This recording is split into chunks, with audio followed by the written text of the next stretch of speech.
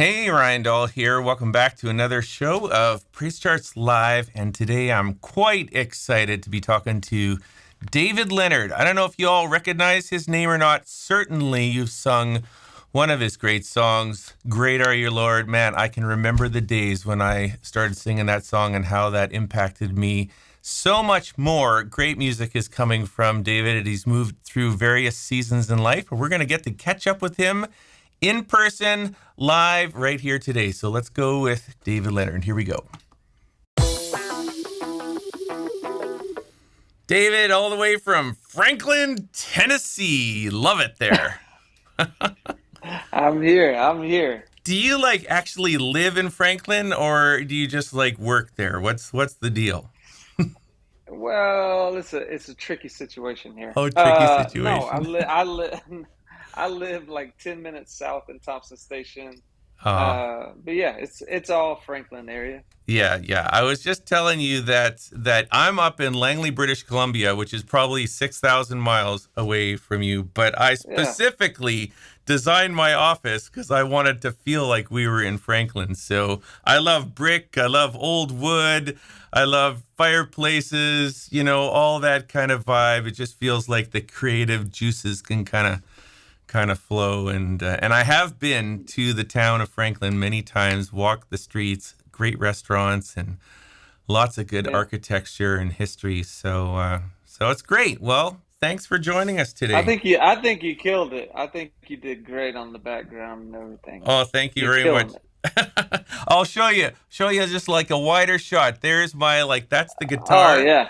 This is the guitar that I learned to play guitar on when I was in grade 5. So a little memento there, and then I got some I'm all reversed here, but like a little Uh-huh. airplane themed chair and some I don't know, different things. So what's the All you room need you're is in?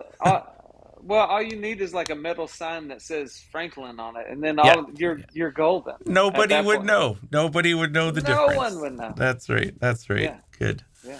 Well, David, I have to admit, I mostly know you as far as musically from the All Sons and Daughters era, and certainly the song "Great Are You, Lord" is the one that I, as well as probably so many people, are writing. It's just must be so amazing just to think that in some, I mean, you're writing great new music, but to have had a hand in writing a song that became so iconic in the modern worship era. I don't know. I just think it's a huge privilege to be able to. There's only a few songs that we can think of where anybody could sing them. Nobody needs words, and it just brings people together. And you had a hand in that. So I don't know. Kudos to you. I feel so honored to be just talking with you and hearing about life that has gone on since those good old days. So how does that feel to you?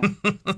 Oh man. I mean, first off, we never thought that anybody would sing it outside of our four walls of our church, and Really? so whenever it did start catching on, it was a crazy feeling because you spend Yeah. most of your life trying to write songs that people will sing, Yeah. and then all of a sudden you write one and a lot of people start singing it, and it's a feeling unlike any other. Yeah. Uh, mostly the fact that you you know I got to be a part of something that has helped people connect and give words to feelings, Yeah.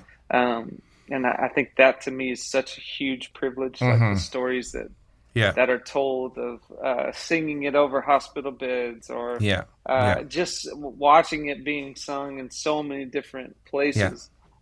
It's just an honor, man, to have a Well, song like that, and I don't take it for granted. It's a blessing. beautiful. Well, I want you to know that even for me, when that song came into my life, I was a very tender, kind of broken sort of season. I was probably one of the low points in my life, and I can distinctly remember because songs carry us through those kinds of seasons. So you definitely had a very personal time to me, and it's I can remember thinking, I don't care if they sing that song every week for 6 or 8 weeks. It Mm. just kept getting better, and a great community. You got to write that with Jason Ingram and also, oh, I'm sorry, I forgot her name, Leslie. but wasn't it the other girl Yeah, from? Leslie Jordan. Oh, beautiful. Yeah, yeah.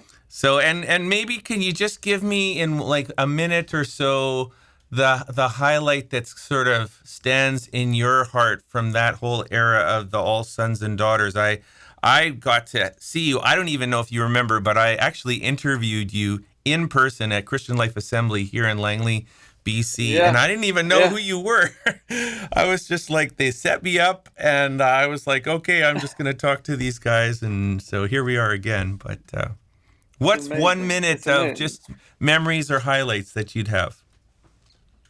Man, I mean, it was such a special season. It was Yeah. one that I'll hold dear for forever. We were just writing songs for Journey Church in Franklin, Tennessee, Uh, and it just happened to be that people started connecting with them outside of our church, and like so, it was just a it was. There's so many different feelings. There's yeah.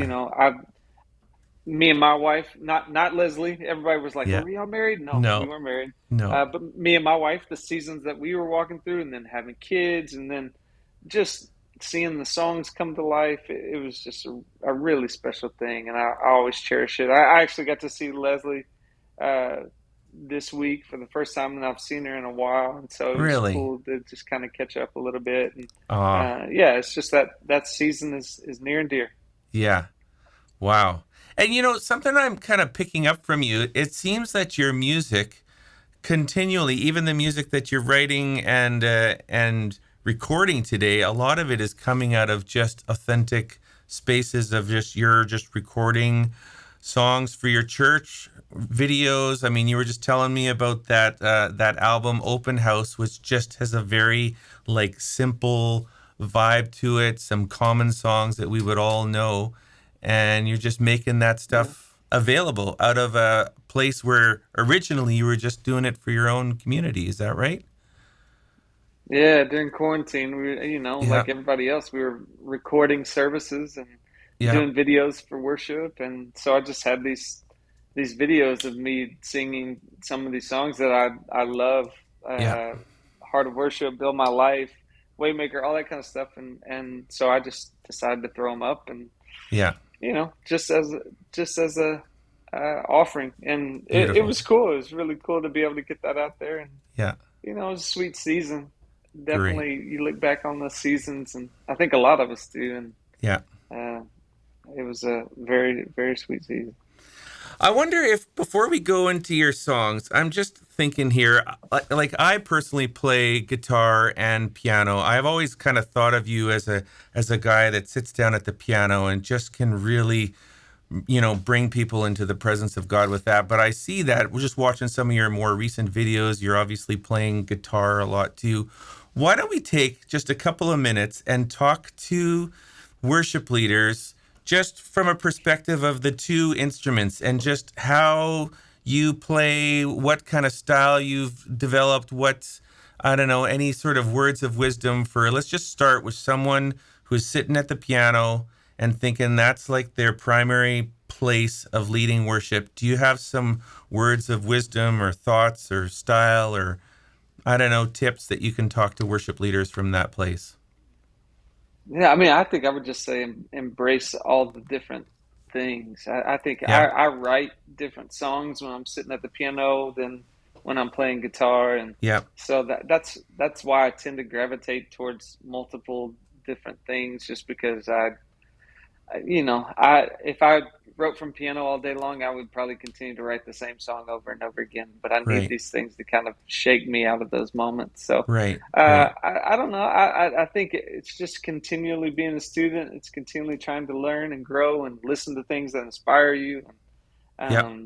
Push yourself. Do things that you're extremely uncomfortable with, and see where it takes you. It most of the time leads you into something that's way more creative than you ever thought you could do, Yeah. and that to me is the best. Whenever we land on places that we never thought that we could get to, and it's always seemed to be the most creative things for me too. Hmm. And so I just I love it. I have a studio filled with instruments and toys, and you're just making sounds all day, you know. Beautiful. Do you find that when you're in a place of being called to lead worship that some songs you're drawn more to sit at the piano, or if you're leading from the piano, you'll select certain songs, or will you shape the time of worship differently? Is it like, what's your experience from piano, guitar, that kind of thing? Yeah, I mean, I think I shape the songs around whatever I'm playing. Yeah. I think they shape differently. Mm-hmm. Um, yeah, the majority of the time, like a lot of the acoustic stuff that I do is I'm a lot of finger picking. Like I fall into this more like uh, contemplative, like kind of singer songwriter world, Yeah. instead of just the banging out the chords kind of thing, which I'd love to do. Mm-hmm. But when I'm sitting by myself and I'm just playing, I'm probably going to end up just picking and singing through something. Yeah. Um, but that's to me is the beauty of leading worship. You know, whenever you're leading by yourself, the ability to be able to bring people into this moment, they just feel like, you know, they're lost in a room that's small and it's so intimate, and like to be able to make it feel intimate, Yeah. with the guitar and all those things, and then to be able to have the moments where you're standing in a stadium filled with thousands of people and you can make it feel like heaven's opening up, you know. Mm-hmm. um, I love the contrast of being able to move from one space to the other, and just the emotions that come with it. Yeah. I think some of my favorite moments have been in more stadium contexts where the worship leader, I'm sure you've had times like this where you make a real intimate moment. Maybe it's just sitting at the Yeah, piano or guitar, but you've got like a stadium of people, like all the voices. That must just be so amazing to have an experience like that. So yeah, it's pretty crazy. awesome. How about let's talk about some people that you feel like are rubbing off on you, people that you love to work with, write with, record with, produce, people who have a real good sense of your heart. One name I just wanted to ask about is Jason Ingram. Just tell me a little bit about how you rub shoulders with Jason. And, you know, I know he wrote Great Are You, Lord with you. Is he still a part of your worship leading songwriting life? Tell me about that. Yeah, yeah. I mean, me and Jason have been writing songs together for the last, 17 years, which is Wow. kind of crazy. I moved out here 17 years ago, and he was kind of one of the first rights that I ever got put up on. Yeah, I'm constantly inspired by Jay. I did a writers round thing with him this week, and Hmm. man, he continues to write unbelievable songs, and I'm just challenged by him of just Hmm. seeing how he connects with people and how he's able to pull um, such honesty and such beautiful truths out of people, is extremely inspiring. So I love getting to write with him. He has been one person that's been on the front lines of pretty this whole worship movement over the last, Seriously. Yeah. especially the last 10 years for Yeah. sure. And so it's really fun to get to link arms with him. Yeah, if people only knew what a legend he actually is, kind of lurking in behind the scenes of It's most crazy. songs. I know he just had released these a couple Yeah. of what do you call them, basement tapes or something like that, which are not big Basement tapes. recordings, but then Yeah. you're like, oh man, he wrote that song and that one and that one. No way! Yeah.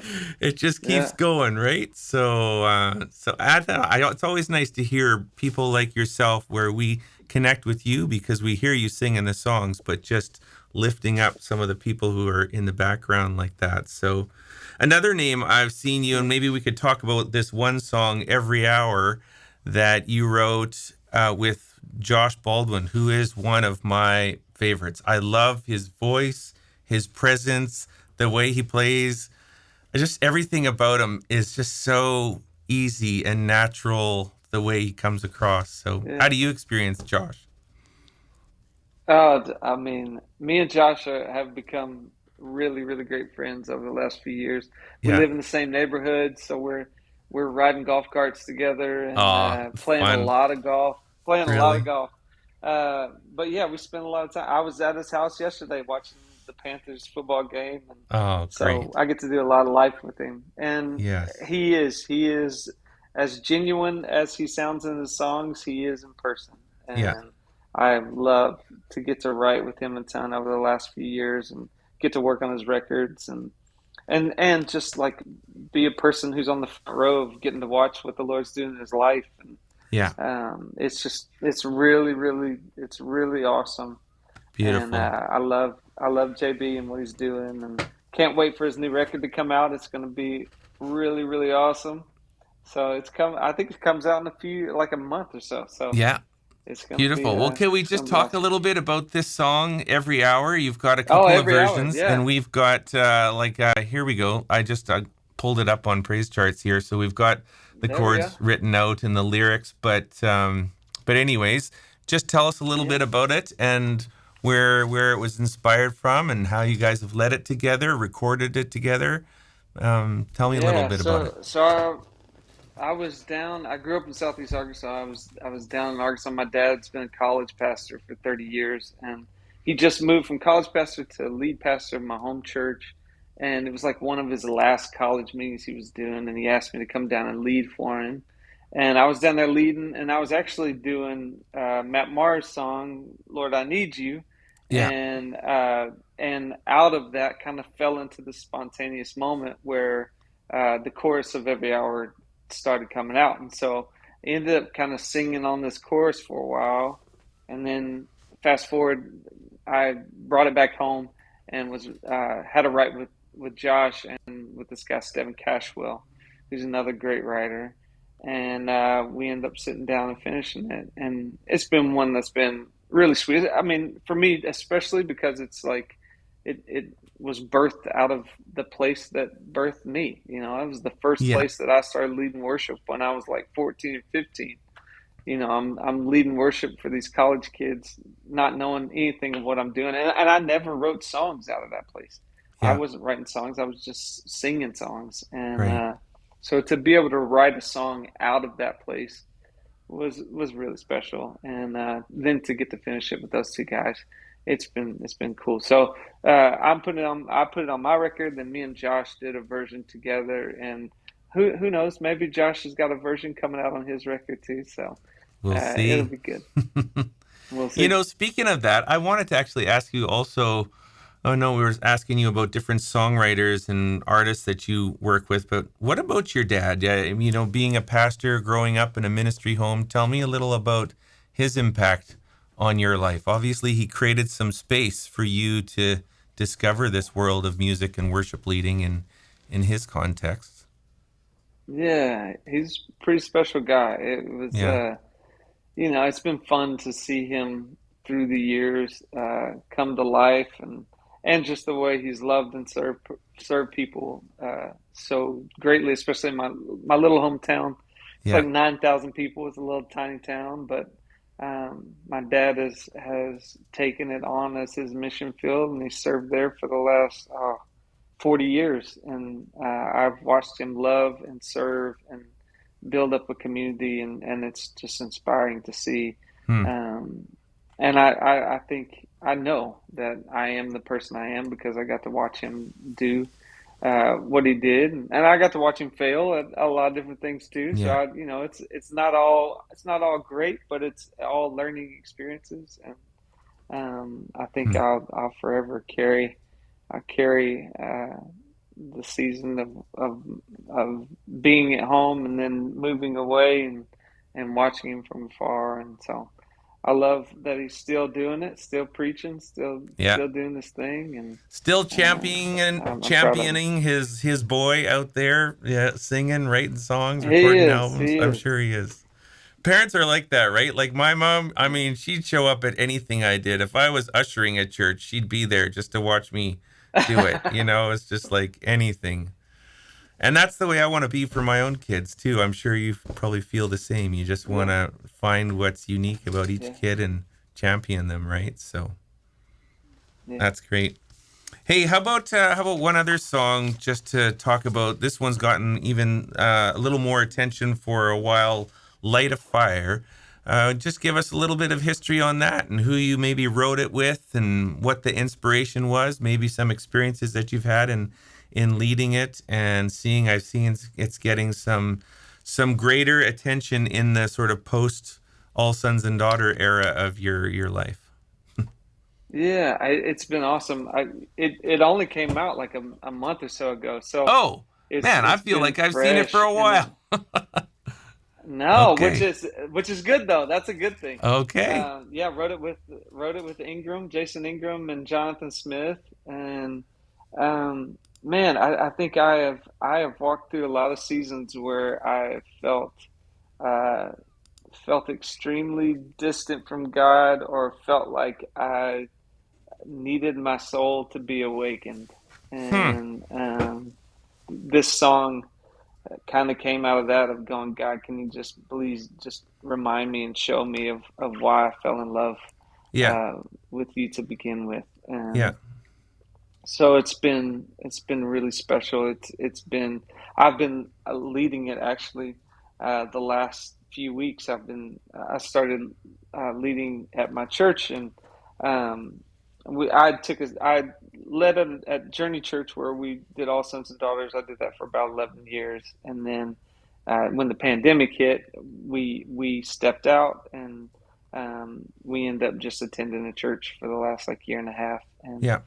over the last few months, I've started leading there, and it's been really, really sweet to be able to dive back into that. And Yeah. I've led this song a couple times. I actually led it this week. I played on Sunday, and Hmm.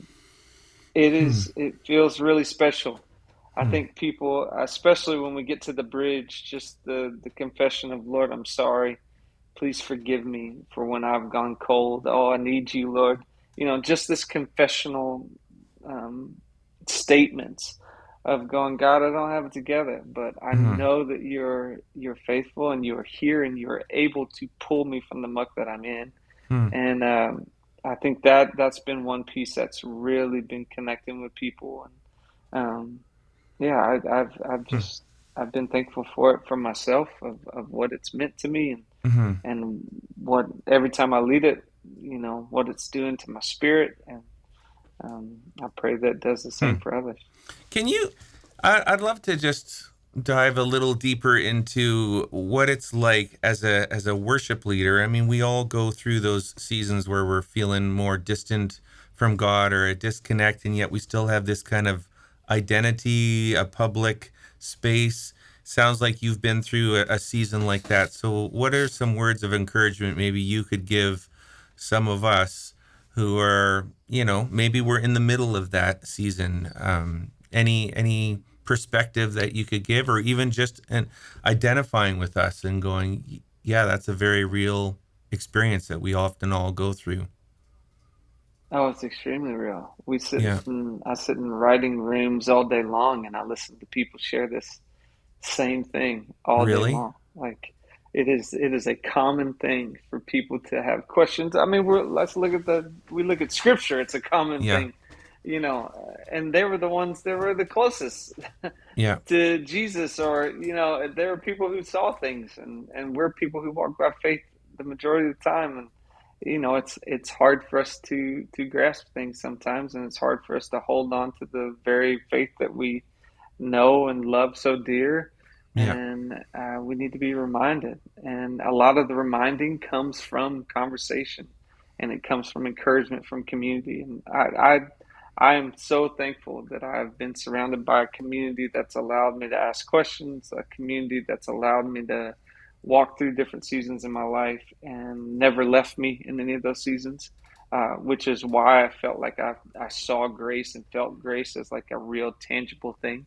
It wasn't Hmm. just this thing that we talked about in Sunday school. It was the thing that I was actually being extended. And Yeah. I think whenever you have been in a place of need, or been in a place of needing forgiveness, or needing mercy, like, Yeah. I think it's a lot easier for you to understand God, and to understand the love of God. And so I Hmm. think I just need to be reminded a lot of times. Hmm. And so I would just encourage you to be vocal with it, to talk to people around. Don't feel like any question that you have is too crazy or anything, and to know that you're not alone. I think Mm-hmm. so many people feel that, and I think isolation is something that continues to kill and destroy so many things, and we're not meant to be in that. I think we're meant to live in community and meant to be honest and speak out our feelings. And Yeah. I just challenge you to speak it out. Yeah.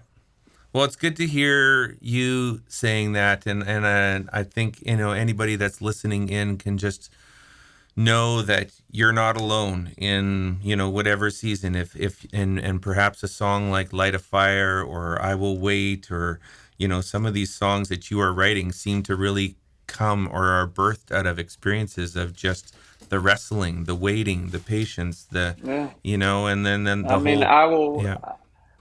Go ahead. I Will Wait was birthed out of a season of me and my wife trying to have another kid Oh, and yeah. struggling for years and years with infertility stuff, and then having a miscarriage, and then Oh, just all of the things that goes with that, yeah.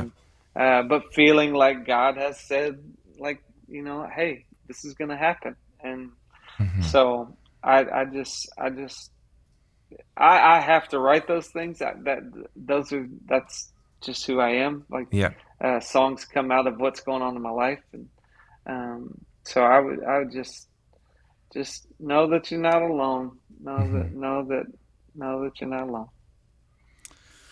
Thank you.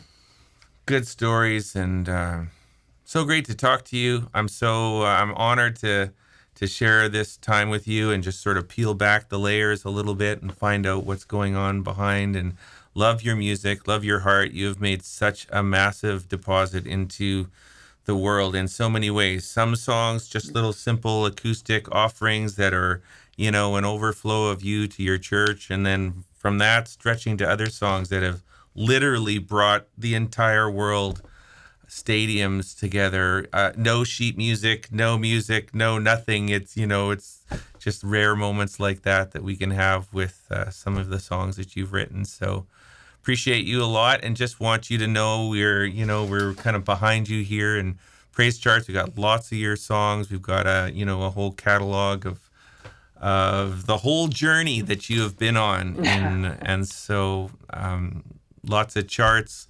piano, choir, orchestra, all that kind of stuff that maybe you just are Yeah. writing a song on your piano or guitar or just a four-piece band, and we're going to turn it into a full 200 voice choir and orchestra. So we'll be there I for you. love it. All right. Thank you, David, for sharing this time with us. This is Ryan Dahl, David Leonard and excited to share this. Please go and find all the music. We'll put the links directly to a lot of these songs we've been talking about in the show notes, and love to have you come and have that and more music as it's coming out. So we'll be there right for you. Thank you very much, David. See you then. Thanks for having me. All right. Bye then.